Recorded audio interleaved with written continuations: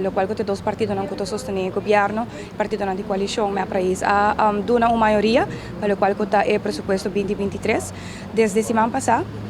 três partidos na oposição, mas AVP e Ação 21,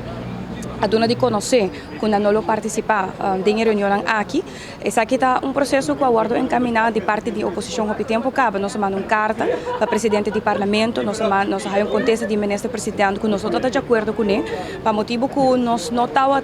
por aceitar que ele é bem parlamento, se conselho maneira deve ser de local que trata na FIS e CFT. Está assim que nós mandamos uma carta, semana passada para Holanda, Tweede Kamer, Eerste Kamer, staatssecretaris, nós fazemos duidelijk que a procedura assim aqui na forma que não está encaminhada, está algo inconstitucional e não está algo democrático. E o ministro é responsável e não passar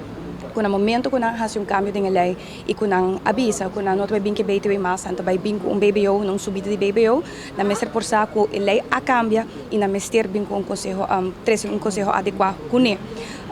Me quero ter uma coisa passa esse man aqui, tá por para despistar pueblo de realidade de presupuesto aqui. Me dá diferente notícia na casale durante o fim de semana. Ayer noite, me espera que o povo está realizar,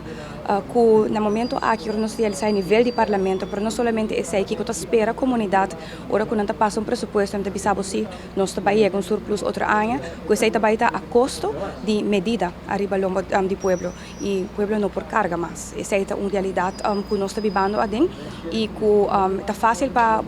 ir para reunião no nível que nós guardo riba, não desconheci que esse é o costume de quando nós